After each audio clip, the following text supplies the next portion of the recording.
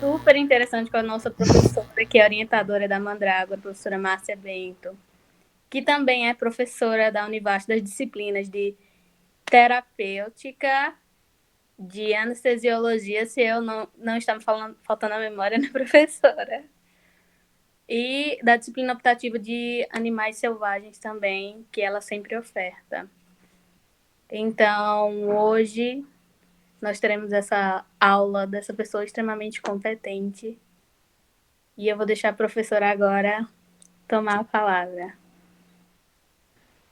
Boa noite a todos e todas.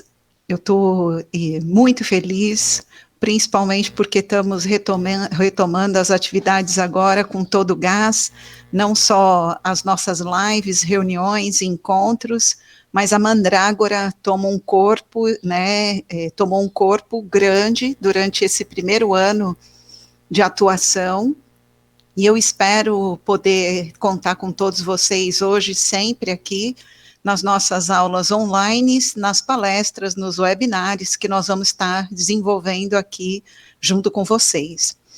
E para vocês, na verdade. Eu quero agradecer a presença de todos vocês, dos ligantes, dos alunos, do professor Edilson, amigos aqui presentes, para que possamos dar início às nossas atividades. Então, vamos lá.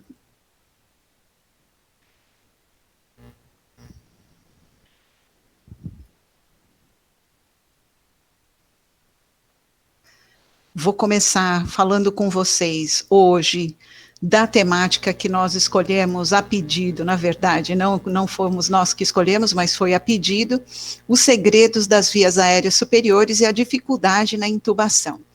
Realmente, as vias aéreas superiores e a intubação é uma situação, um momento, uma atividade que demanda de bastante experiência da pessoa que está executando essa atividade. Então, verdadeiramente, a gente precisa tomar bastante cuidado quando vai fazer esse tipo de procedimento. Essa palestra, ela vai ser proferida para vocês num tempo de, no máximo, eu espero, 30 minutos, para que a gente ainda tenha 30 minutos para perguntas, respostas e podermos falar ainda mais o que vocês tiverem de interesse. A Rafaela já disse para vocês, eu gostaria só de repetir, quem tiver o interesse e achar que é possível, tira uma selfie de vocês assistindo aqui a palestra, que se vocês permitirem, na hora que forem preencher o formulário, a gente pode estar colocando a imagem de vocês no site da Mandrágora. Eu sempre que vou fazer uma aula, uma palestra, ou o que for, que seja relacionado especificamente com a anestesiologia, eu gosto de começar com esse diapositivo, principalmente porque ele é um resumo completo de tudo o que se tem de atividade, de programação, planejamento, utilização de equipamento dentro da anestesiologia, num pré, trans e pós-operatório imediato. Então, de baixo para cima, é a sequência que nós vamos estar seguindo aqui, para eu estar explicando para vocês os segredos da via aérea respiratórias, né, superiores, e também estar dizendo para vocês como facilitar a vida de vocês em caráter da intubação. A primeira coisa é que o anestesiologista, ele também é responsável pelo pré-operatório do paciente. Nessa fase pré-operatória, o paciente já passou por um clínico médico veterinário que fez uma triagem, provavelmente encaminhou esse paciente para um especialista, o especialista decidiu que tipo de procedimento haveria de ser feito. Esse procedimento, ele tanto pode ser operatório ou apenas um procedimento ambulatorial, ok? No entanto, ele vai demandar de um procedimento anestésico, onde nós vamos ter que escolher uma técnica, que não é a temática aqui hoje, né? Uma técnica anestésica, um protocolo e uma série de medicamentos que a gente possa vir a utilizar. Essa anamnese, ela fica muito bem registrada nesse prontuário do paciente. No entanto, o anestesiologista, quando ele vai dar o início às suas atividades, e é antes da anestesia, né, e do dia do procedimento ao qual ele terá que executar essa anestesia, ele tem que fazer uma avaliação desse paciente. E essa avaliação pré-anestésica, ela vai gerar para o anestesista uma certa segurança, devido ao conhecimento que ele vai obter em relação ao estado físico clínico do paciente. Através dessa avaliação pré-anestésica, ele vai descobrir se esse paciente já toma medicamento anteriormente, se ele tem alguma doença já pré-existente, se existe comorbidade, qual é a faixa etária, qual a região que ele mora, a depender se for no mesmo ambiente regional que o anestesiologista morar, praticamente ele já tem uma noção das doenças mais recorrentes naquela região, né? E isso vai lhe dar uma certa segurança em caráter de classificação do risco anestésico que esse paciente vai vir a ter.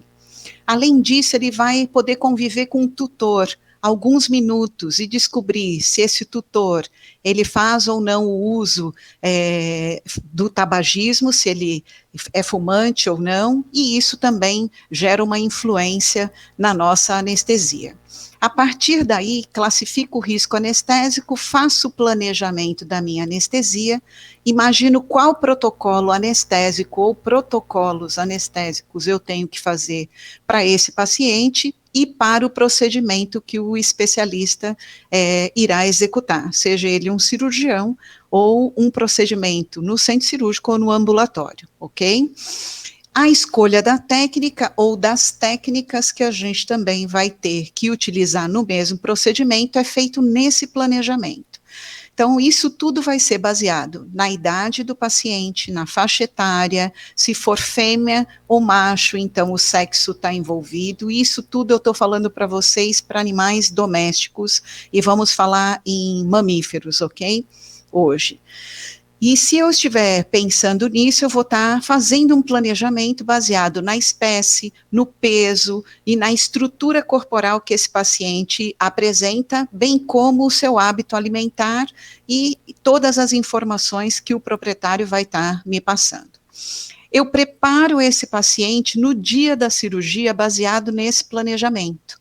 E esse preparo, às vezes é no dia e às vezes tem a necessidade de eu pedir um jejum prévio, às vezes eu não preciso de jejum e vou manter esse paciente numa anestesia mesmo sem o jejum. Tudo isso, com o passar dos meses, vocês vão aprender aqui com a gente em cada momento que estivermos juntos aqui nessas videoaulas ou nos webinars ou nas nossas palestras, ok? Ou às vezes nos podcasts que vão ser colocados no Instagram da Mandrágora. Quando eu termino todo esse planejamento dessa anestesia, esse preparo desse paciente, eu escolho a medicação que eu vou estar utilizando e escolho a medicação pré-anestésica que eu vou também fazer. Só a partir daí é que eu começo a ter um preparo do paciente para que esse paciente, na verdade, receba a medicação que gerará a indução anestésica, provocará o sono nesse paciente e eu vou poder entubá-lo, e aí é onde entra as minhas vias aéreas que tem que estar pérvias para que eu consiga fazer essa intubação com sucesso, para que eu oxigenize esse paciente durante todo o transoperatório, tem uma manutenção anestésica perfeita, uma monitorização com os equipamentos me mostrando, seja de capnografia ou oximetria de pulso, me mostrando efetivamente qual é a saturação de oxigênio, de CO2, toda a fração de inspiração e expiração que esse paciente está apresentando para mim durante esse transoperatório, ou vamos bem dizer, transanestésico. Então, eu só vou conseguir entubar esse paciente quando ele estiver induzido anestesicamente e ele estiver em sono, ok? Então ele vai ter que perder os reflexos laringotraqueais, ele vai ter que estar com a mandíbula bem leve e muito solta, porque esse paciente perdeu o controle dos seus movimentos, e aí sim eu consigo fazer essa intubação. Quando eu termino todo o procedimento anestésico, esse paciente não sai da mesa extubado de cara. Eu mantenho esse paciente terminou o procedimento operatório ou o procedimento ambulatorial que ia ser executado, mas eu ainda, como anestesista, eu tenho que permanecer com o meu paciente na UTI anestésica ou na sala de recuperação pós-anestésica.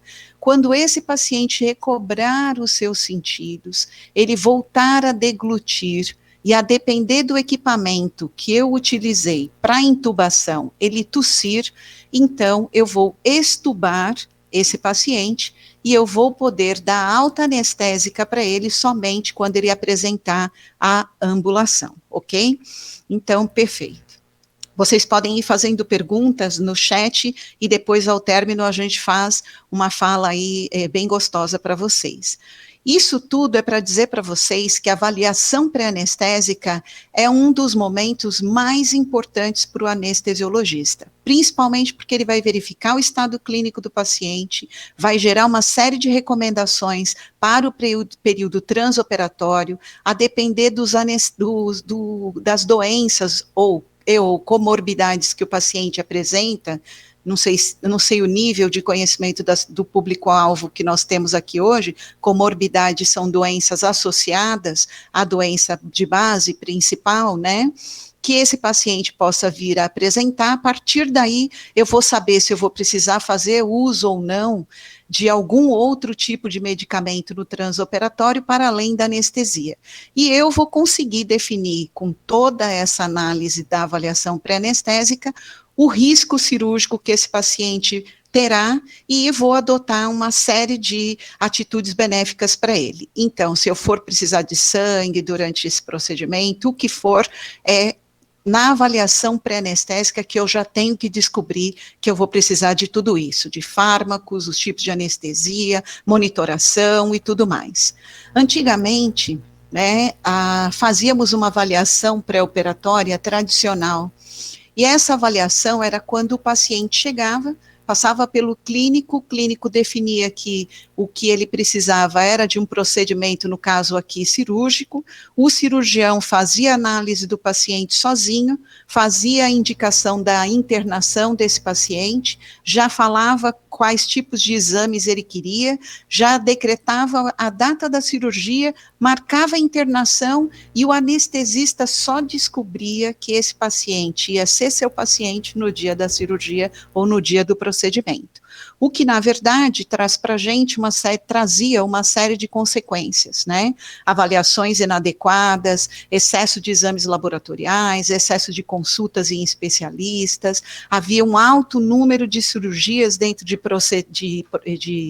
estabelecimentos, clínicas, hospitais veterinários, que eram suspensas, porque quando chegava na hora, o anestesista descobria que o paciente precisava de transfusão no transoperatório e não tinha bolsa de sangue para fazer o procedimento, que precisava de um bloqueio regional e não tinha esse bloqueio regional, que eu precisava de uma máscara supraglótica ou laríngea para fazer a intubação e a manutenção anestésica e eu não tinha. Então, isso gerava inúmeras consequências, né?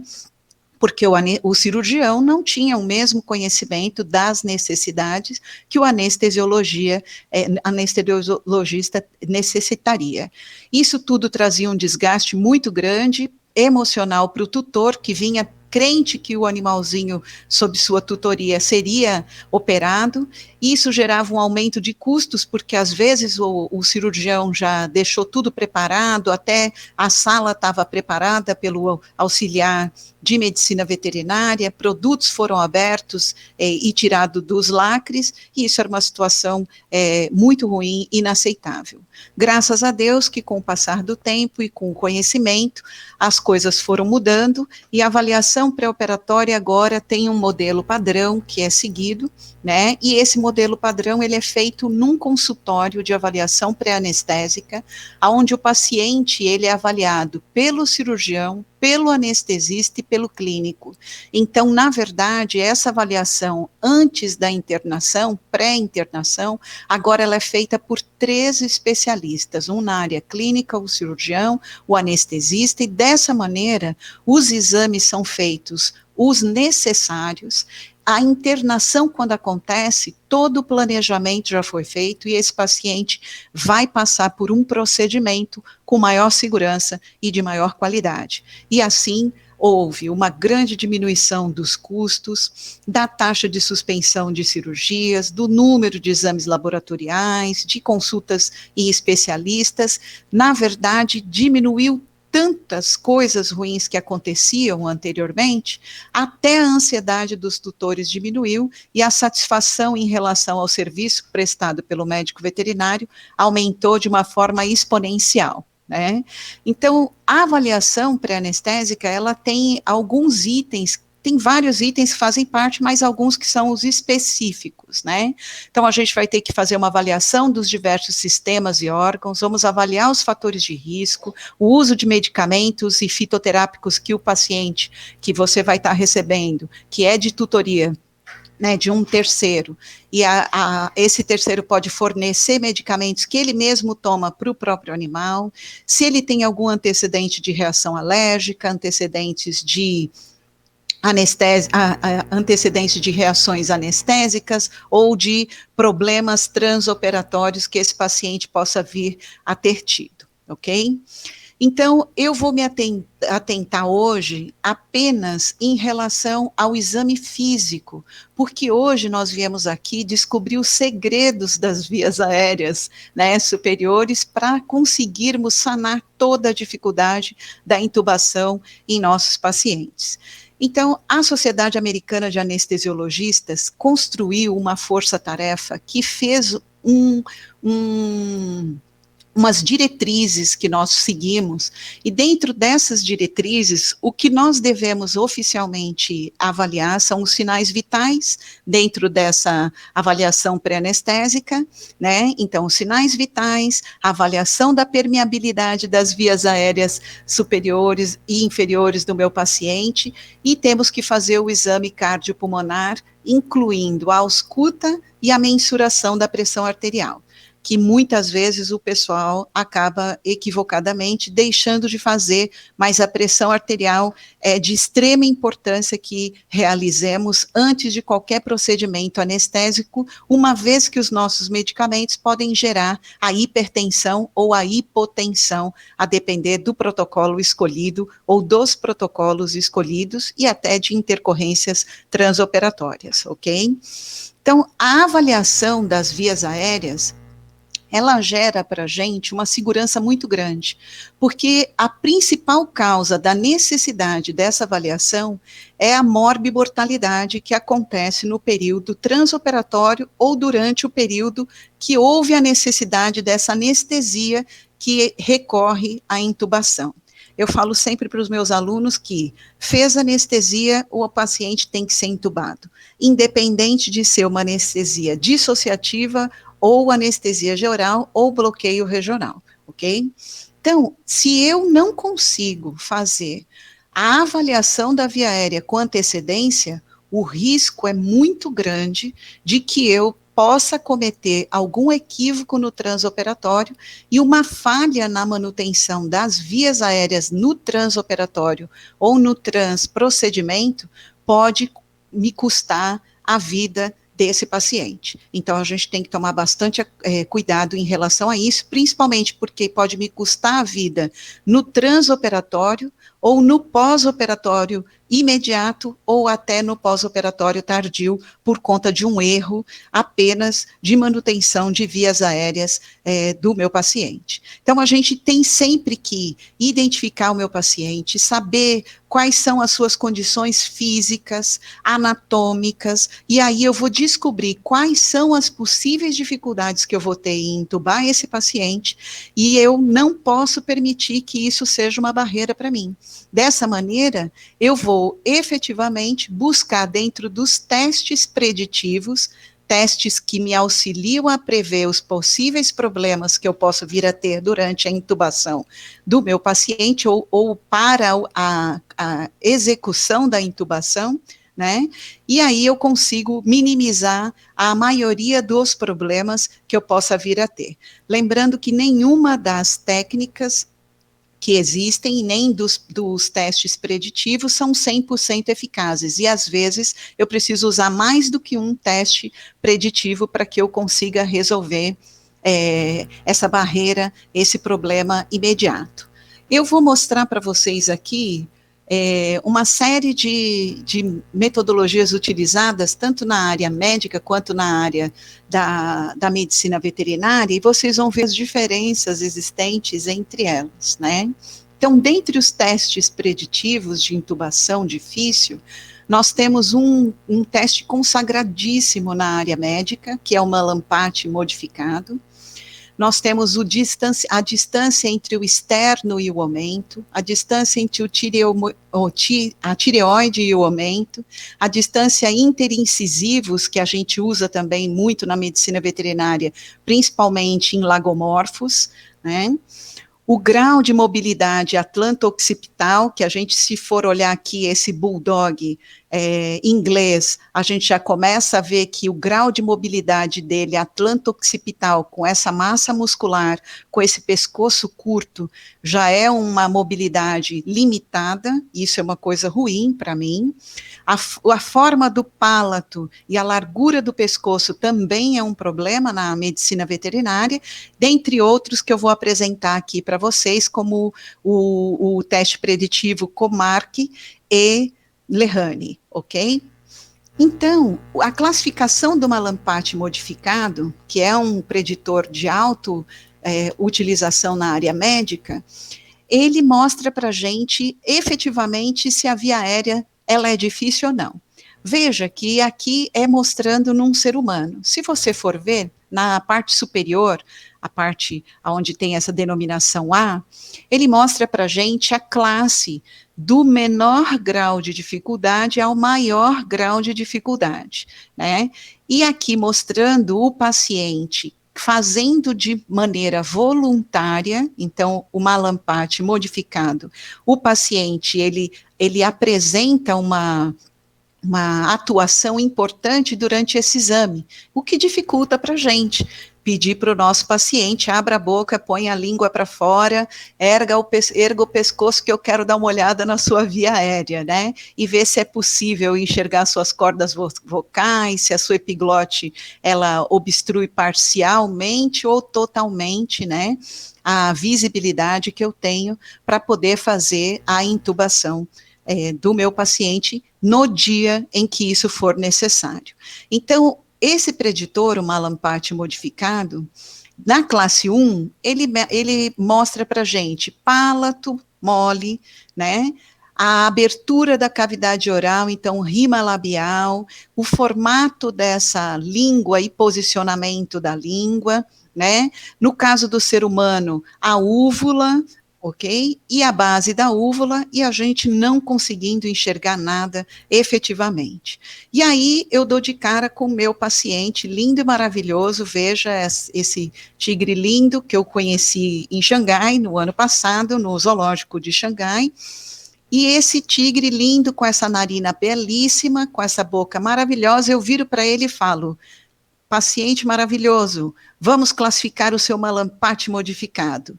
E aí, eu dei sorte, deixei ele brincando e à vontade e consegui fazer essas imagens para mostrar para vocês. Mas, efetivamente, na medicina veterinária, esse preditor de via aérea difícil, ele fica bastante complicado. Eu não consigo falar para o cachorrinho, abre a boca, põe a língua para fora e mostra para mim como é que está essa sua via aérea, né? Fica um pouco difícil, mas eu dei sorte. Se a gente for ver aqui, Mallampati classe 1, aqui ele já estava um pouco mais preguiçoso, gerou um 2, aqui gerou para mim um classe 3, e aqui um classe 4, que não permite que eu visibilize de forma alguma a região de retrofaringe, né, desse paciente, ok? Mas é um teste que para a gente, na área da medicina veterinária, gera uma dificuldade muito grande, acho que talvez até a depender do quão manso é o paciente, ou o tipo de paciente que eu estiver trabalhando, que isso seja possível ou não, né?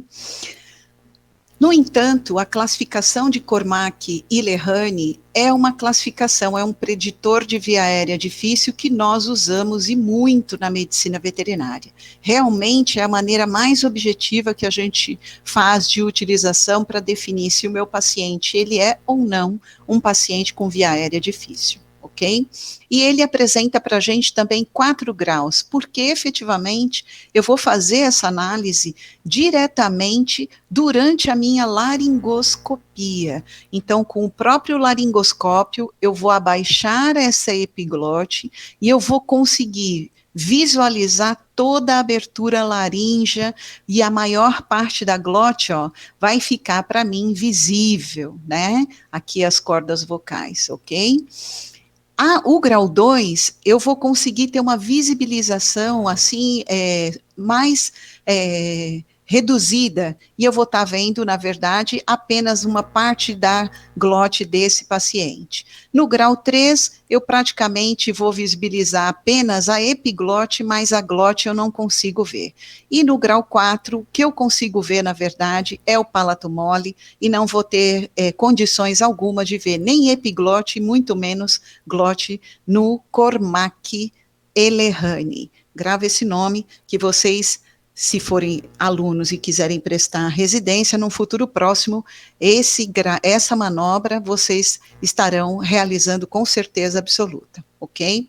Então, se a gente for ver o paciente aqui, ele está deitadinho na mesa para gente, em decúbito external, aqui a maxila, aqui mandíbula, epiglote, glote, né, abertura da traqueia, cordas vocais, palato mole, presta bem atenção, traqueal, orifício, abertura traqueal, orifício esofágico, que se eu olhar aqui lateralmente, eu vou ver muito bem o quê?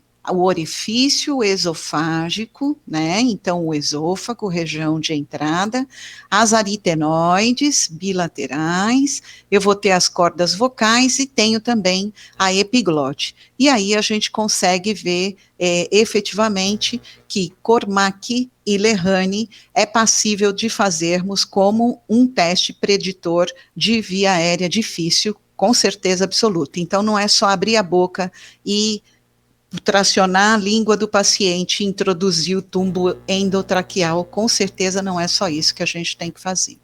Sem contar, porque nós não trabalhamos só com cães de filhotes e adultos e da mesma raça.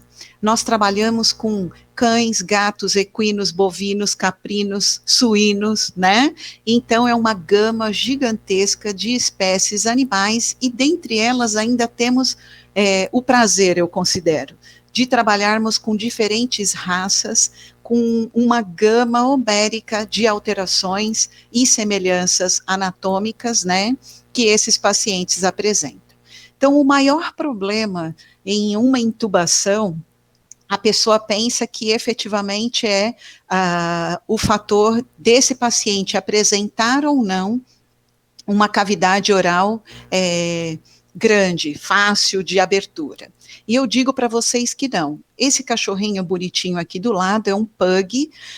Esse é o animal que mais problema vai nos trazer, porque efetivamente ele tem um defeito congênito, que ele traz, né? E em torno de 80% dos pugs apresentam isso, que é a hiperplasia ou alongamento de palato mole.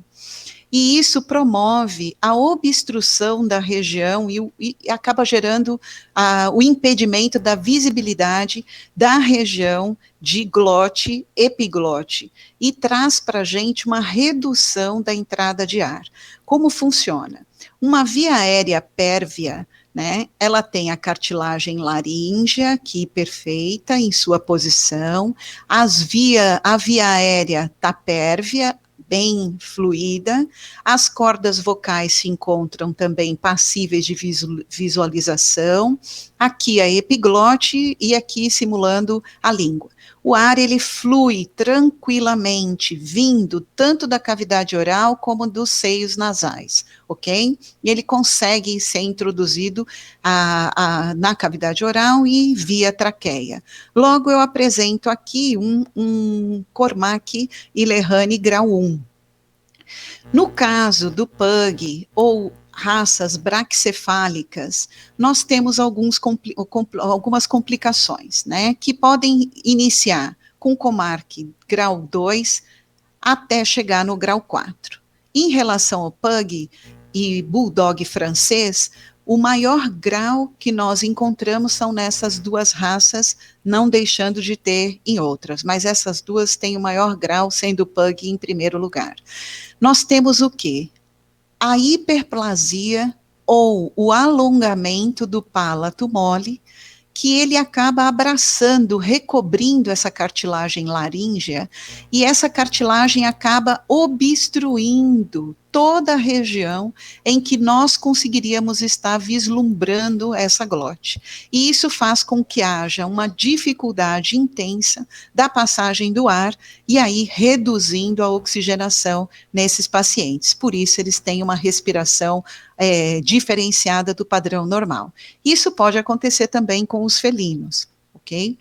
Então, nós temos que tomar bastante cuidado. Essa aqui é uma imagem de um bulldog francês, um esquema, né? Onde eu consigo perceber que ele tem o alongamento do palato mole, aqui é epiglote e aqui região de glote, traqueia, em cima superior esôfago, ok? Isso gera uma certa obstrução, ele com a boca aberta, da mesma forma que esse pug, eu tenho uma visibilização um pouco menor do que eu teria num animal que tivesse a abertura da cavidade oral, como esse aqui tem, mas não tivesse o alongamento do palato mole, e aqui no pug a situação fica bastante mais difícil, a epiglote fica escondida na base da língua e recoberta pelo palato mole, o que gera para a gente uma dificuldade imensa de visualização da região do triângulo onde a gente precisa fazer essa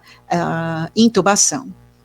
Então, quando eu penso assim, poxa, é difícil de intubar, então vamos fazer o seguinte, vamos usar uma máscara facial, e eu vou manter o meu paciente na anestesia usando uma máscara, já que eu não consigo intubar, vou usar uma máscara. Só que eu também posso ter problemas ao usar a máscara facial. Às vezes eu posso estar achando que eu estou oxigenando meu paciente e, na verdade, eu não estou fazendo isso porque eu esqueci de analisar a anatomia do meu paciente, principalmente das narinas desse animal. E aí eu vou ter uma ventilação difícil. E esse paciente, ele fica asfixiado, mesmo usando a máscara, o que nós chamamos, dependendo do tempo do procedimento, esse paciente pode chegar a sofrer um afogamento a seco, né? Então, esse paciente que eu não consigo intubar, que a minha máscara facial ventila com dificuldade, eu chamo de situação não ventilo, não intubo. Se eu não ventilo o meu paciente e eu não intubo, e ele está sob anestesia, foi induzido, está no sono provocado, produzido por um agente anestésico. Então, eu estou correndo um risco sério do insucesso e levar esse paciente ao óbito. Isso é uma situação que nós não podemos correr de forma alguma. Então, eu tenho que tomar bastante cuidado, principalmente porque se eu escolher um tubo ineficaz, um tubo orotraqueal ineficaz, de que maneira? Muito fino ou muito grosso, ou uma máscara que não cubra a face do meu paciente como deva ser, eu corro o risco de ter um problema de má oxigenação, de má ventilação desse paciente, e eu entrar com esse paciente num quadro de hipóxia, e num futuro próximo vocês vão ver as complicações que esse quadro de hipóxia pode gerar para os nossos pacientes. Quando eu disse para vocês que a ventilação difícil sob a máscara facial pode ser um problema, é porque às vezes as pessoas esquecem, esse aqui é o focinho da minha cachorra, eu tirei essa foto hoje à tarde, da Olga, mostrando para a gente que as narinas dela estão perfeitas. Em compensação, esse daqui é o Bork, um cão que eu atendi em Xangai, um bulldog francês, que já tinha também um quadro de estenose de narina. Ele efetivamente, se eu olhar para o focinho da Olga, o Bork tem uma estenose de narina grave, e por isso que esse paciente, quando vai tentar andar, que ele fica muito eufórico, além dele poder ter, que vem associado às vezes a estenose de narina e a hiperplasia ou alongamento do palato mole, esse paciente, quando vai fazer caminhada, ele se asfixia ou ele começa a fazer uma respiração que eu vou imitar aqui para vocês, né, comum dos bulldogs ingleses e franceses fazerem, por conta da insuficiência, a má oxigenação que esse paciente possa vir a estar sofrendo. E tudo isso eu tenho que perceber no exame físico que eu fizer no meu paciente, né? Esse aqui é mostrando um lado de um procedimento operatório realizado para ressecção desse material, esse tecido sobressalente, então a cirurgia plástica, o Bork também fez, mas eu não coloquei aqui hoje para vocês, que o objetivo não era cirurgias de narina, né, no entanto, num futuro próximo a gente pode falar sobre isso também, não tem problema algum. E a gente consegue perceber que essa estenose, ela acontece, às vezes, de maneira a obliterar, fechar 100% a narina do paciente. E isso não acontece só em cães, eu também tenho em gatos, olha que lindinho, esse focinho é esse aqui, essa gatinha linda, que é do meu amigo Gustavo Palomio, é esse focinho que ela apresenta aqui. Então, a gente consegue perceber nitidamente a diferença, né, de abertura dessas narinas, desculpe, dessas narinas, e a estenose, a má formação, uma vez que eu tenho um stop, né, uma distância, né, nasal menor do que eu estou vislumbrando aqui. Ok? Mas isso não acontece só em pequenos animais, isso também já acontece em ruminantes, e a grande maioria das vezes, nos ruminantes, como são animais de produção, a gente só acaba percebendo caso esses pacientes venham a ter algum tipo de doença respiratória. Mas na anatomia, você já vê que ocorre uma estenose, né, dessa narina naturalmente nesse paciente, mas a maioria das vezes a gente só vai perceber que está diferente desses bonitinhos aqui, porque eles apresentam alguma alteração efetiva.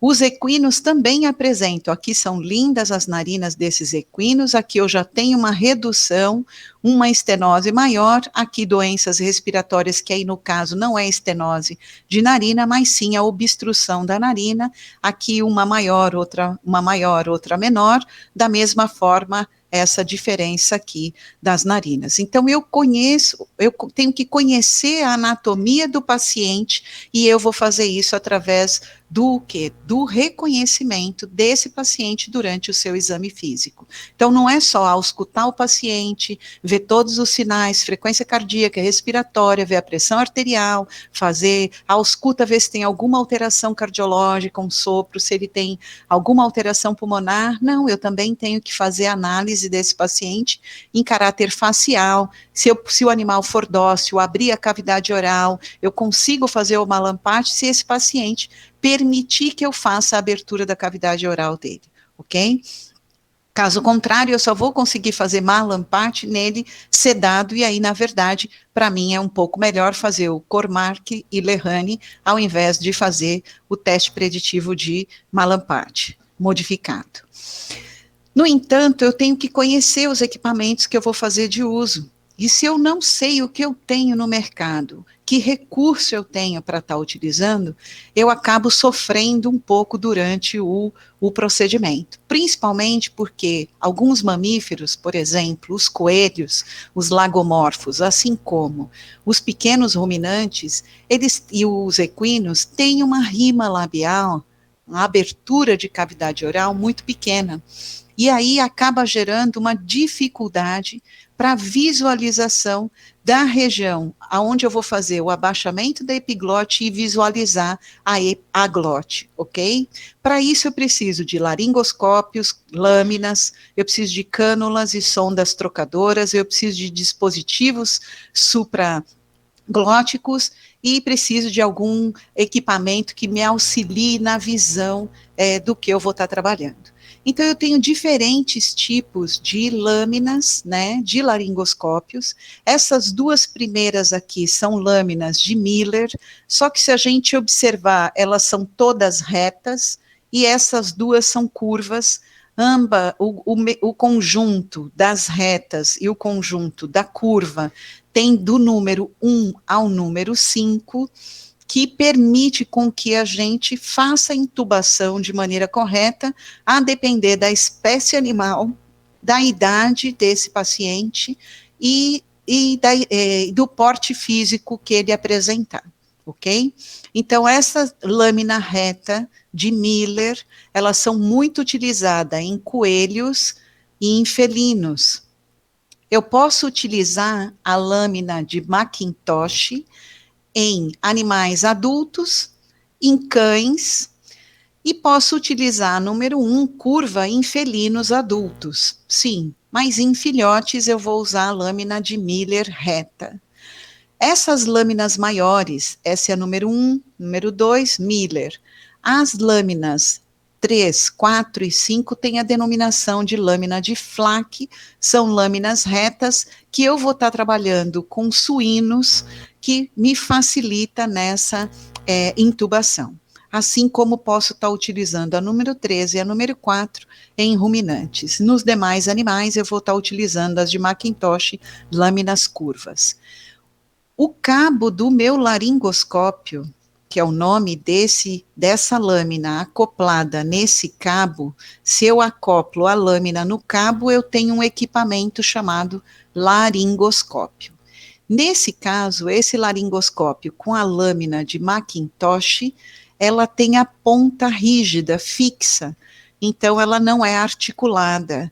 Então, esse equipamento é um equipamento simples, porém, que me permite visualizar perfeitamente as vias aéreas, desde que o meu paciente não tenha nenhum fator complicador. E se existir, ele também me auxilia. Nessa lâmina, nós temos uma lâmpada. Essa lâmpada é uma lâmpada de xenon, ela é de rosca, eu consigo tirar e colocar de volta. E aqui é um engate que encaixa direitinho aqui nesse cabo. Esse cabo é o cabo para trabalhar com animais adultos, tem um mais fino que a gente trabalha com animais filhotes, ele é mais leve, mais fino, para não gerar nenhum tipo de compressão na via aérea desse paciente, ok? E ele é alimentado por pilhas. Aqui nós temos o laringoscópio McCoy. O importante e o interessante dele é que ele, na verdade, ele possui a sua ponteira flexível, ela tem uma articulação.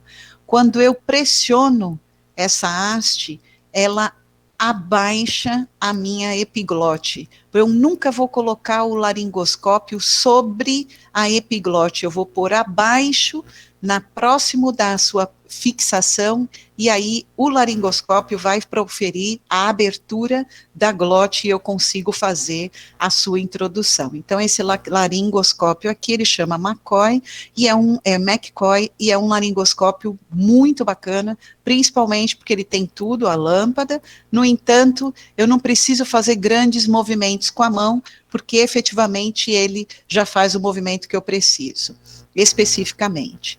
E eu tenho vários tipos de cânula, sendo que, dentre os tipos de cânula que eu tenho, a mais comum e a mais utilizada é essa cânula chamada cânula de Murphy. A cânula de Murphy, ela é de PVC. O látex, ele gera um processo alérgico na grande maioria dos animais e dos seres humanos. Então, ele é proibido o uso de cânula de látex. Nós não temos verdadeiramente. Eu posso ter ainda de silicone, mas a maioria que a gente utiliza é de PVC. A cânula de Murphy, ela tem um diferencial. Apesar da ponta dela ser romba, né, ela também possui um orifício na sua porção dorsal, que caso eu faça, sem querer, uma intubação seletiva, e eu acabe bloqueando essa ponta num brônquio, numa árvore brônquica, ela ainda consegue ventilar o meu paciente, ok? Isso aqui é o balão, esse dispositivo é chamado de cuff. Aqui tem um disparador que ele permite, quando eu introduzo a seringa, eu injeto o ar aqui dentro, que vem por este cano, acoplado nele, ele segue pela minha cânula e infla o balão, que vai estar em contato direto com a traqueia do meu paciente. Aqui, o que eu enxergo, esse ID, é, na verdade, DI, diâmetro interno da minha cânula. Como está em inglês, a gente está ID, mas é diâmetro interno. O diâmetro interno dessa cânula é de 8 milímetros. 8 milímetros, já já vocês vão saber como a gente sabe qual é o tamanho da cânula para o porte físico do paciente que eu for estar utilizando. Essas cânulas, elas são milimetradas, e elas vão estar mostrando para mim, efetivamente, quantos centímetros eu vou estar introduzindo essa cânula dentro da cavidade oral do paciente, lembrando que eu nunca devo ultrapassar da rima labial, o canto do lábio, né, da última marcação da minha sonda, ok? E aqui é onde vai ser acoplado no equipamento de ventilação do meu paciente, e aqui vai estar introduzido na traqueia do paciente, ok? Nós temos uma outra cânula, é chamada cânula de Parker. É uma cânula também que tem uma ponta, apesar de parecer uma ponta traumática, ela não é, ela é completamente feita de silicone, ela é muito flexível e precisa de um fio guia para que a gente consiga estar introduzindo. Ela tem 2 formatos de balão, que é o balonete, e o cuff do mesmo jeito, e ela é milimetrada da mesma forma, e também é muito utilizada por nós. Essa cânula é uma cânula de aspiração subglótica. O que acontece? A única diferença que ela tem da cânula de endotraqueal que nós utilizamos, ela possui, igual a de Murphy, um orifício, né, dorsal, ela é atraumática, o balão dela promove apenas a obstrução da passagem de líquidos da cavidade oral para a região traqueal. Caso o paciente apresente qualquer padrão de alteração pulmonar, congestão pulmonar, né, um edema pulmonar, ou um extravasamento de líquido traqueal, ou ele apresente secreção traqueal intensa, essa cânula, ela permite que esse acesso paralelo, eu consiga aspirar esse conteúdo e eliminar. Não só isso, ela permite também que eu consiga coletar o ar interno da região brônquica e traqueal do meu paciente, eu consigo fazer uma análise desse gás em experimentação, por exemplo, quando houver a necessidade. Na área médica, para seres humanos, em caráter de equipamentos, os médicos estão muito bem servidos, então existem máscaras laríngeas, que são chamados de equipamentos supraglóticos, que efetivamente proferem a intubação do paciente de forma mais segura, sem gerar nenhum padrão de lesão endotraqueal. Então, nós temos aqui uma geração de supraglóticos de primeira geração, sendo que essa daqui, essa máscara laríngea, ela também pode ser utilizada para intubação, isso em seres humanos. Não vou dizer que em cães a gente não faça o uso, para cães sim, ainda consigo fazer o uso dessa supraglótica de primeira geração, mas em felinos, esse equipamento aqui que eu estou mostrando para vocês, nesse formato, nessa anatomia, eu não consigo trabalhar.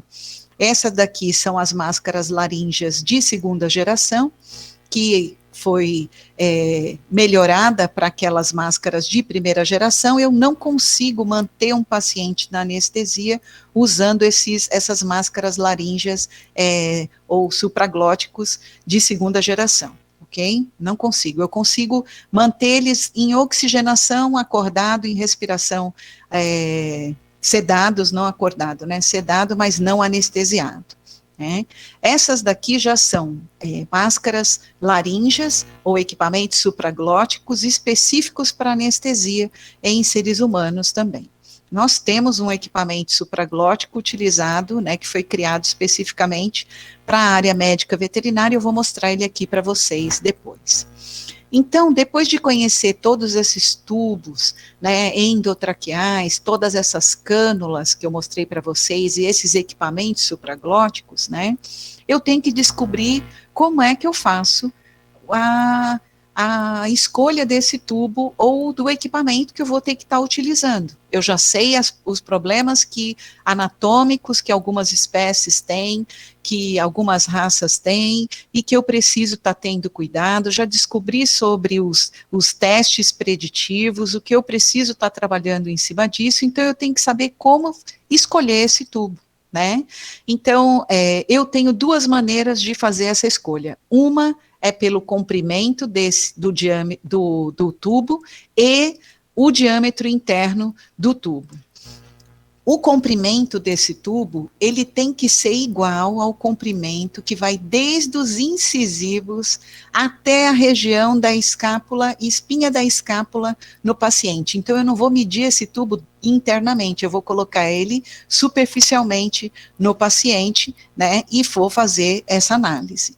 Mas, métodos que são utilizados são também, temos métodos alternativos que eu ensino na minha aula, né, que é colocando essa sonda no focinho, eu não pus uma foto aqui, até me arrependi agora de não ter colocado, e ele, na região onde eu tenho a narina em si, ele preenche efetivamente essa região em cães e gatos, completa aqui, né, do animal, e o tubo tem que estar do tamanho dessa região, e aí eu consigo efetivamente ter escolhido o tubo correto. Mas a forma didática que nós encontramos é fazer a escolha pelo peso do paciente, e aí tem uma tabela que tem aí para vocês, conforme o peso do paciente e o diâmetro interno do tubo. Só que eu já dou a dica para vocês, não adianta você levar um tubo para entubar o teu paciente. Escolha pelo menos 2 tubos, por quê? Baseado no peso corporal do paciente, porque pode ser que um dos tubos que você tenha feito de escolha não possam atender o paciente na hora. Eu vou descobrir se esse tubo vai ser um pouco maior, de repente eu escolho um tubo para um gato de 2 quilos, um tubo 2,5, e na verdade esse gato de 2 quilos precise efetivamente de um tubo de 2 milímetros, ok? E não de 2,5. Lembrando que os tubos de 2 milímetros não possuem cuff, e os tubos a partir de 2,5 milímetros possuem cuff, e se eu não quiser o cuff, que é o balão, né, eu tenho que comprar já ele especificado sem balão, tá bom? Ok. A gente tem que lembrar de outra coisa. Eu já disse que, às vezes, o palato mole pode cobrir completamente a epiglote e eu não consigo enxergar a região de glote. Isso comumente acontece com suínos. O suíno tem o palato mole alongado e ele forma como se fosse uma bolsa nesse palato mole. E a epiglote, ela fica dentro dessa região. Então, o certo é a gente, com uma tesoura romba, fazer, ou com a própria sonda endotraqueal ou orotraqueal, eu fazer a liberação dessa epiglote, e aí, em seguida, eu consigo, com o uso do meu laringoscópio, fazer a abertura da região e a introdução do tubo. Certo? Então, aqui é possível a gente enxergar o palato mole do paciente, essa parte mais escura é palato duro, o paciente está em decúbito external, então a língua do cão, isso aqui é uma cavidade oral de um cachorro, está aqui, esse daqui é que tem um equipamento, estilete, ou estilete que eu posso introduzir, eu tenho um aqui, que posso introduzir dentro da cânula e ele ilumina e mostra para mim no meu celular via Bluetooth a cavidade oral do paciente, e eu consigo intubar sem nenhuma complicação. E aqui, vislumbrando, eu de cara estou conseguindo enxergar essa epiglote do paciente, no entanto, eu não consigo enxergar de forma alguma a região de glote, né? Então, esse é um malampate grau 3 ou um Cormac Ilerrane grau 3, né? Quando eu abaixo a epiglote, de cara eu já consigo vislumbrar as cordas vocais, então esse paciente ele está normal, né? Depois que eu tirei ele do sulco, a epiglote, eu consigo vislumbrar a região de glote perfeitamente, e é só introduzir o tubo endotraqueal respeitando a anatomia do animal. O tubo, não sei se vocês se recordam, aqui anteriormente eu mostrei para vocês que ele é curvo, né? Então, essa curvatura, ela tem que respeitar a anatomia do pescoço do paciente que você vai estar intubando. Eu não posso pôr esse tubo para cima, né, com a curvatura, o contrário da curvatura do pescoço do animal. Então, por exemplo, aqui, nesse labrador, se o pescoço ele vai ter essa curvatura nessa região, então eu não posso pôr o tubo virado para cima e nem para o lado. E vocês, no vídeo que eu vou mostrar para vocês, um pouquinho mais para frente, vocês vão conseguir vislumbrar o porquê disso. Querendo ou não, olha que maravilha, uma lâmina reta, né, flaque, que nós estamos utilizando em um animal adulto, essa lâmina 4, e eu estou em seguida entumando o paciente aqui com o tubo número 8, 8,5. Um labrador, em média, ele pesa de 35 a 40 quilos, né? Então, nós estamos utilizando essa sonda número 8, 8,5 nesse paciente. A cavidade oral desse cão me mostra aqui perfeitamente, ó, os decúbitos que eu posso colocar um paciente para fazer intubação, esse daqui que eu estou vendo é um paciente deitado externo sobre a mesa, então chama decúbito external. Eu posso usar esse mesmo método para coelho, para gato, para aves, para répteis, ok? Eu posso fazer. Além disso, eu consigo intubar um paciente em decúbito lateral esquerdo ou direito e também em decúbito dorsal. Lembrando sempre que eu vou ter que tracionar a língua, levantar a maxila e a mandíbula tem que estar muito relaxada e que a intubação orotraqueal ela só vai acontecer com o paciente induzido.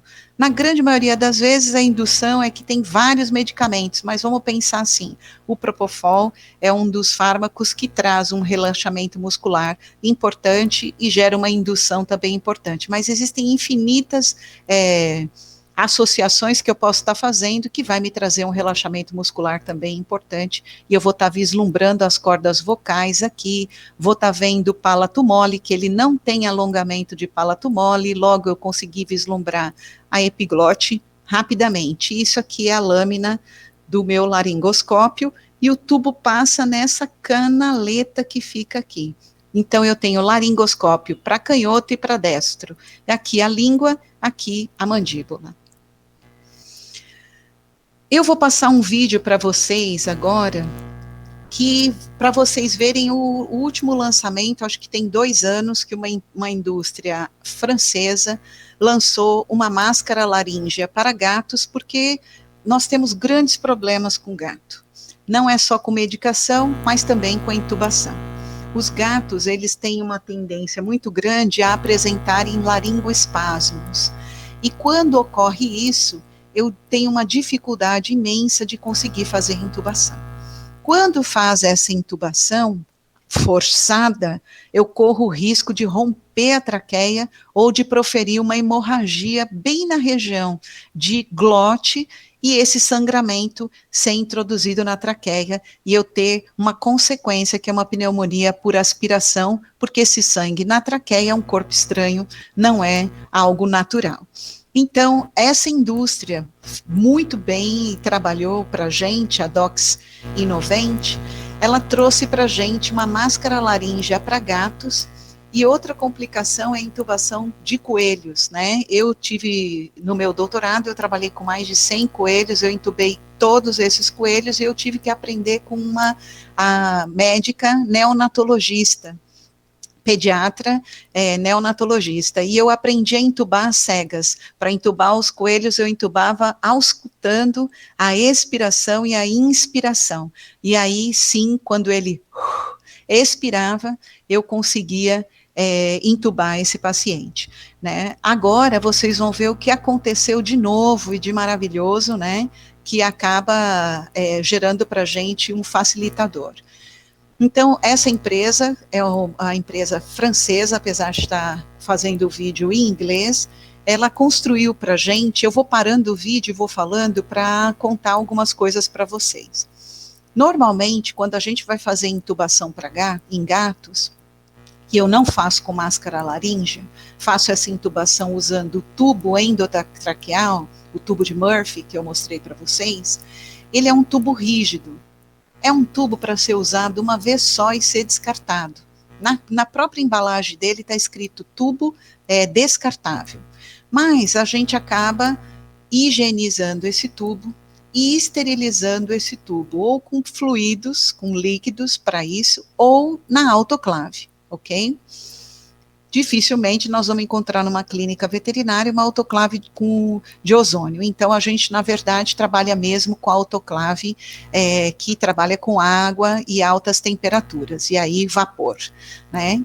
Quando eu faço isso, a sonda, ela vai ficando cada vez mais rígida, e ela pode machucar a cavidade oral e as vias aéreas desse meu paciente. Aqui é uma endoscopia mostrando que quando eu cometo o erro da intubação com o tubo rígido, eu posso machucar a mucosa do esôfago, assim como eu posso machucar toda essa via aérea aqui em região de laringe, né, do meu paciente, faringe e retrofaringe, e que eu posso estar machucando o meu paciente. Isso é uma situação muito ruim. Além disso, né, aqui um gatinho muito bonitinho, sendo induzido com propofol, e aqui eles estão mostrando uma sonda para vocês, endotraqueal, sem o balão, sem o balonete. Aí, para entender esse modelo alternativo aqui, que é fantástico, maravilhoso, ele está mostrando para a gente a traqueia e aqui em cima o esôfago, ok? Então, ele vai utilizar uma sonda endotraqueal para fazer a intubação nesse modelo alternativo e essa intubação orotraqueal num felino. Quando ele coloca essa sonda, eu vou voltar um pouquinho só para vocês verem uma coisa, ela esfrega na traqueia, né? Não sei se vocês conseguiram ver, mas ela fricciona a traqueia.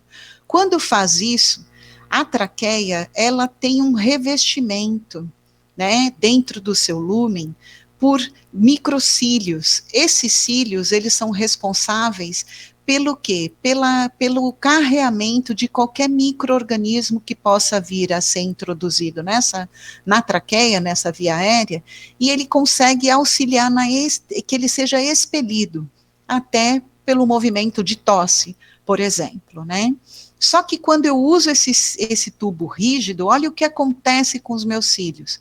Eles são lesionados em uma certa parte, né? E quando há esse movimento e lesiona esses cílios, e isso acontece com maior frequência em felinos, eu tenho graves complicações pós-intubação no meu paciente. Por quê?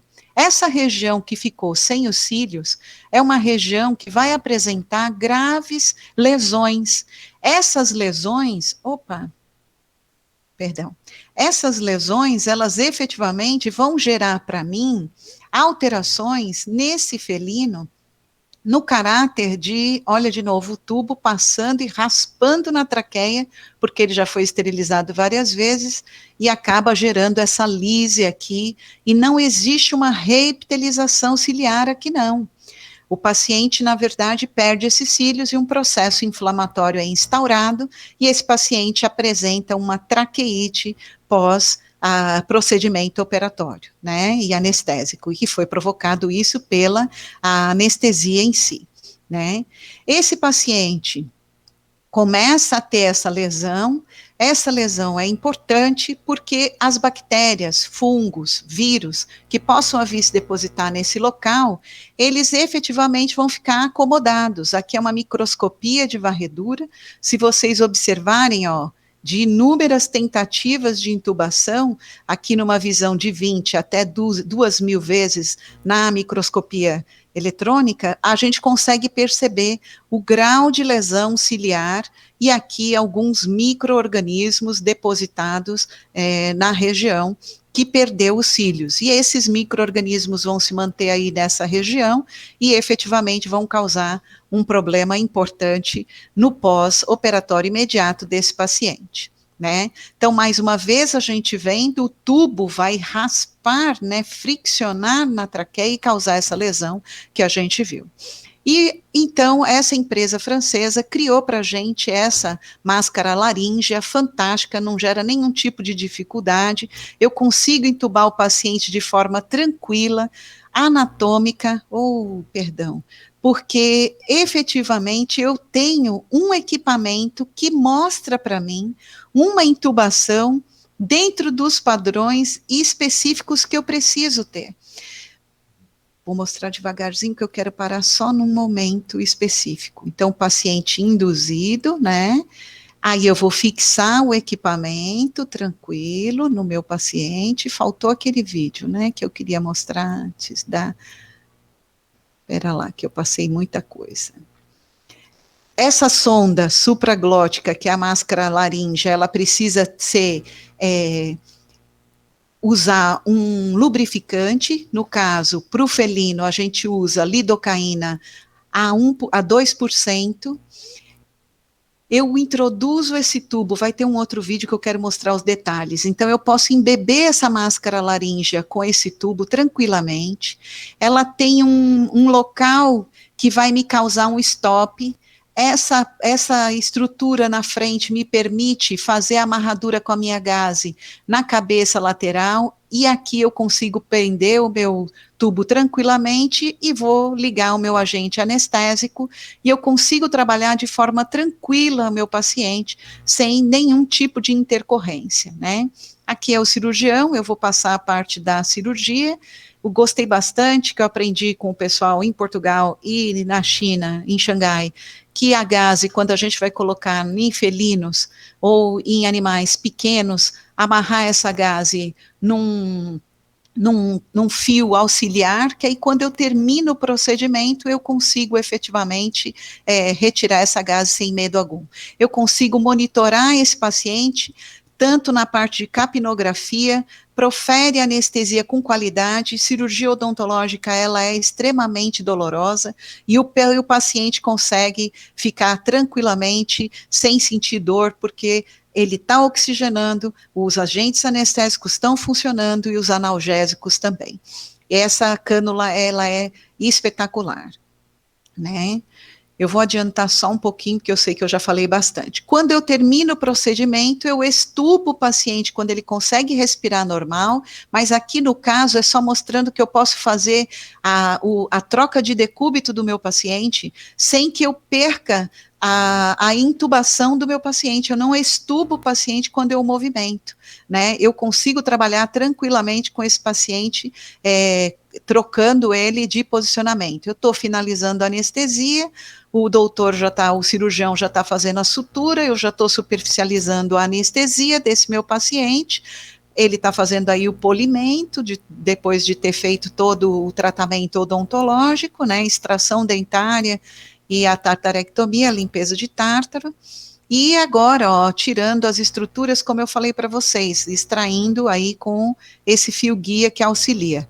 A retirada dessa máscara laríngea é tranquila, fantástica, o paciente não tosse com ela, então não precisa aguardar ele tossir, como acontece com a sonda orotraqueal.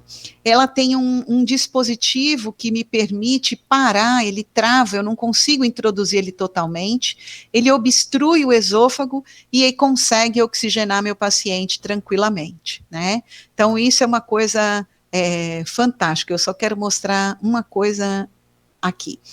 Essa é a minha parte da traqueia, e aqui é do esôfago, que eu tinha dito para vocês. Então, ele tem uma ponteira específica para obstruir o esôfago. Então, mesmo que eu tenha um refluxo esofágico, o felino não vai ter o derramamento desse conteúdo na cavidade oral e nem na região das vias aéreas, e não haverá a aspiração. Então, a gente não corre o risco disso. Isso aqui é uma região que eu posso estar fazendo a coleta do ar aqui, para eu fazer uma análise desse ar expirado do meu paciente aqui para eu acoplar ou no meu capnógrafo ou no meu aparelho de anestesia inalatória, ok? Agora eu vou mostrar para vocês no coelho, porque é uma situação muito complexa a intubação em coelhos. É péssimo para a gente, né, tentar fazer isso sem nenhum conhecimento. Acho que são as duas espécies de maior complicação da anestesia inalatória. O coelho a gente sempre começa fazendo a indução com a máscara, e ele dorme muito facilmente. Ou eu faço também medicamentosa, eu também posso fazer, e a orelha do coelho na veia marginal da orelha, que a gente faz essa infusão. Aqui é o gel que já vem específico dessa máscara laríngea. A sonda para coelho é diferente da sonda para gato, porque é específico para a anatomia dos felinos e específica para dos coelhos. Aqui em cima é um marcador de número de vezes que eu usei essa sonda laríngea. Aqui o gel já preparadíssimo, que é o lubrificante para eu conseguir fazer a indução no paciente, né? E aqui tanto pode ser o gel, como pode, já vem para mim o spray, o de lubrificante, né?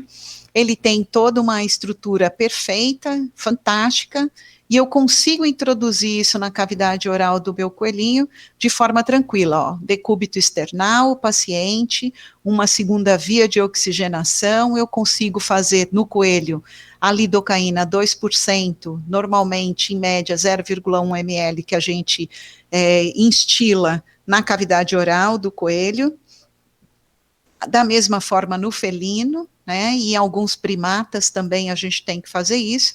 Introduzo a sonda laríngea, veja que perfeição, né, com a sua abertura feita, fecha o esôfago e mantém a oxigenação direta na traqueia do meu paciente, e mantenho esse coelho em ventilação espontânea, né. E aí é perfeito, consigo fazer análise da capnografia, vejo a saturação e a pressão de oxigênio, eu consigo ver frequência respiratória, tudo nesse meu paciente, faço o procedimento tranquilo, sem medo de ser feliz, amarro o tubo da mesma forma que eu faço com o tubo endotraqueal, ok?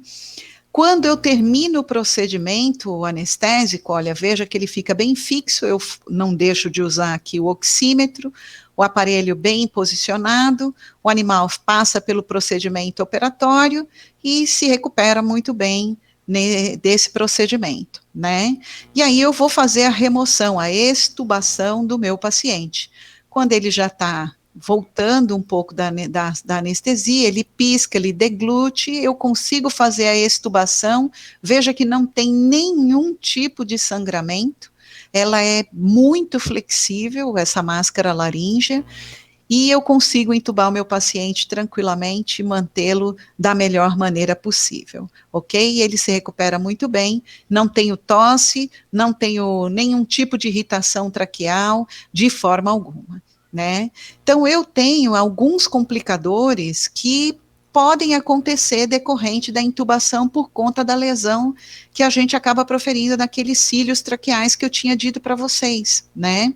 Além disso, eu ainda posso ter um paciente que há necessidade, como vocês viram daquele gato, usando o tubo orotraqueal, de mudar o decúbito dele. E aí eu faço ou uma flexão ou um movimento na traqueia, no pescoço, e acabo extubando o paciente, ou, na verdade, fazendo uma flexão desse tubo e gerando uma compressão excessiva, por conta que o fluxo de oxigênio continua sendo infundido. Isso, às vezes, acontece quando a gente precisa fazer colheita de líquido cefalorraquidiano em região cervical.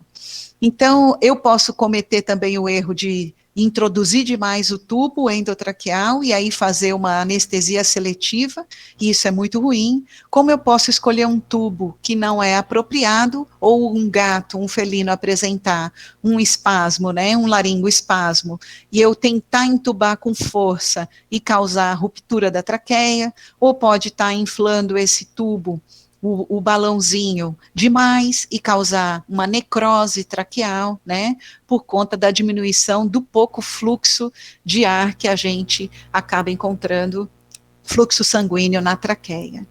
Eu quero agradecer vocês, mostrar aqui para vocês a minha família, meu marido Alexandre, Alec, meu filho mais velho, primogênito, meu caçula lindo, de humano, Arthur, eu e aqui a minha caçula de 4 patas, Olga, minha menina linda. Aqui estão todos os meus contatos, vocês fiquem à vontade para me contactar quando precisarem, fiquem à vontade, e eu não poderia deixar de fazer uma propaganda aqui para vocês, né, do nosso processo seletivo para membros efetivos e honorários, que está aberto até o dia 27/8, nós já temos um número expressivo de inscrições, mas gostaríamos de ter todos vocês conosco.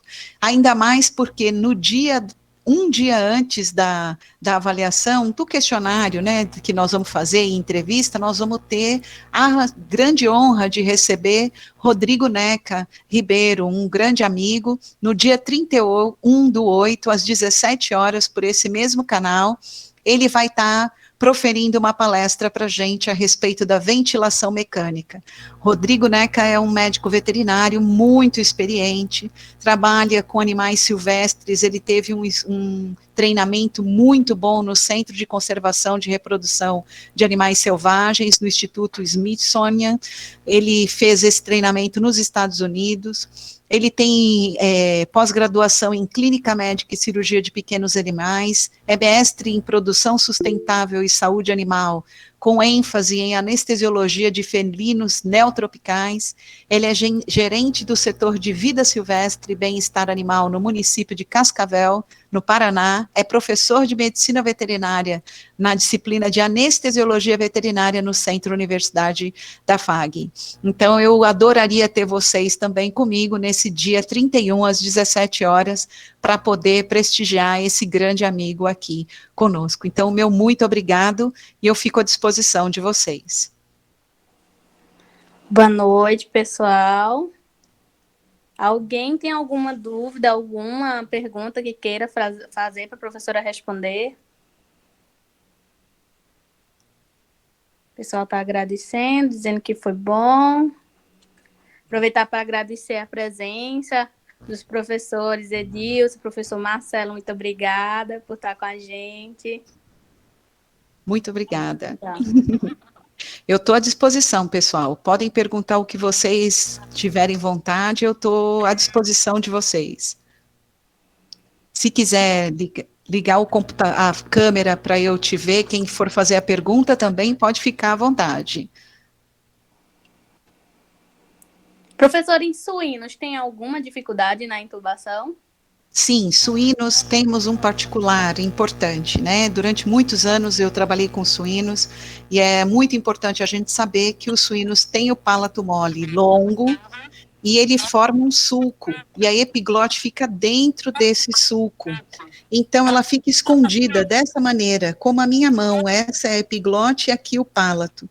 Eu vou precisar usar uma sonda ou uma tesoura para tirar a epiglote, ok? Então, esse é o principal. Mas os suínos são facílimos de intubar depois que a gente descobre esse segredo. É bem tranquilo, consegue fazer essa elevação da epiglote e é perfeito.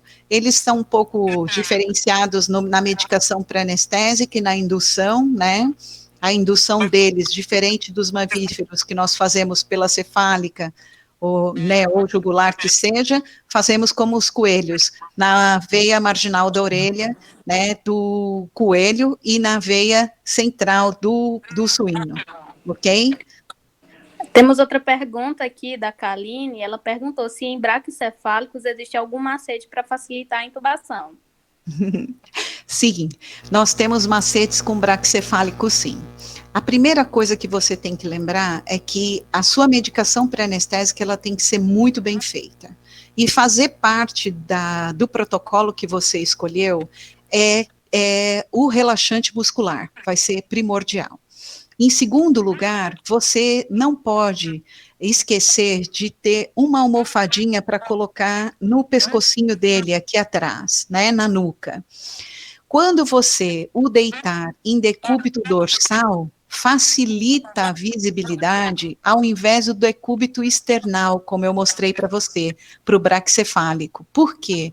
Efetivamente, o decúbito dorsal, a própria atmosfera, a pressão atmosfera, gera uma compressão desse palato mole que possa vir a ter, por exemplo, no PUG, a hiperplasia não vai sumir, mas se for uma coisa, um alongamento discreto, você tem uma facilidade importante.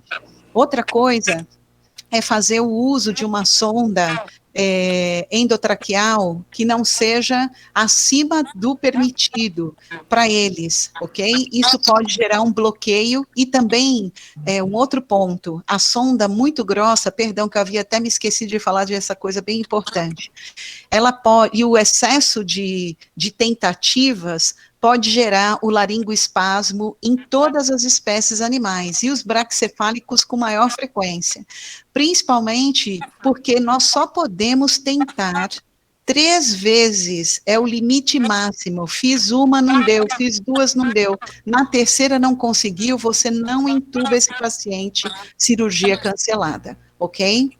Ok. Mais alguma pergunta? Alguém tem mais alguma dúvida?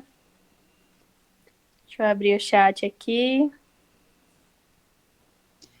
Tem um outro macete, Kaline, dos braquicefálicos, que você pode, na hora que ele estiver em decúbito, só você fazer o movimento do pescoço, não muito extenso, que ele não permite, a depender da raça que a gente estiver trabalhando, fazer uma flexão menor e conseguir dar uma compressão na região de cartilagem cricoide. Aí você consegue entubar super bem, tá bom? Então, já que a gente não tem nenhuma dúvida, vamos encerrar a nossa aula maravilhosa. Muito obrigada a todos pela presença. Fiquem ligados no Instagram da Mandrágora ou no site, que a gente logo mais vai estar divulgando a arte da live do Rodrigo Neca. E não se esqueça de se inscrever também no nosso processo seletivo. Eu quero finalizar agradecendo imensamente a presença dos meus amigos, professor Marcelo e professor Edilson, meu grande amigo do peito, do coração, não é? Tenho um grande orgulho de tê-los aqui comigo. Quero agradecer a presença dos membros da Liga, a nossa presidente, Anne Carla, que está aqui presente, a presidente, nosso vice-presidente Fritz, nossa ligante Marcela, que também está aqui com a gente, Rafaela, que já foi a nossa primeira presidente na Mandrágora. Gostaria, se fosse possível, que Anne e Fritz se mostrassem aqui para todos, para que eles pudessem conhecer, e eu vou aguardar vocês, pessoal, na próxima live. Vou ter o maior prazer de estar com vocês aqui, sempre que vocês quiserem. E mandem para a gente, lá no site, sugestões de atividades que vocês queiram que a gente execute, tá bom? Então, um beijo grande, estou à disposição de vocês para o que vocês precisarem. Muito obrigada. Quem mais quiser falar alguma coisa, fique à vontade.